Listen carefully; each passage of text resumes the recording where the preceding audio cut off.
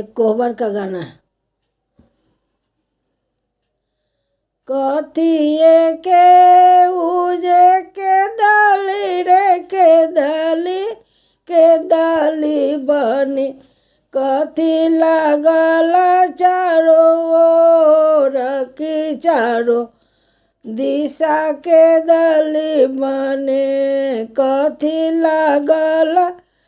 चाहू ओर की चारो दिशा के दली बने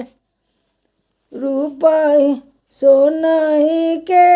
उजे के दाली रे के दाली बने रूपे लागल चाहू ओर की चारो दिशा के दली बने रूपे लागल चाहू और की चारो दिशा के दली बने तई कोहबर सुते गेलन दुल्हा सुंदर दुल्हा के दली बने जोरे पंडित के राधिया की चारो दिशा के दली बने जोरे में सिया सुकुमारी चारो दिशा के दली बने औठी पौठी सूतल साली सारा हो जिया के दली बने बीचे सुतल निज सास की चारो दिशा के दली बनी बीचे सुतल निज सास की चारो दिशा के दली बने असर घुसकू पासर घुसकू साली सरा हो जिया के दली बने हटके सुतहु निज सास की चारो दिशा के दली बने हटके सुतहु निज सास की चारो दिशा के दली बने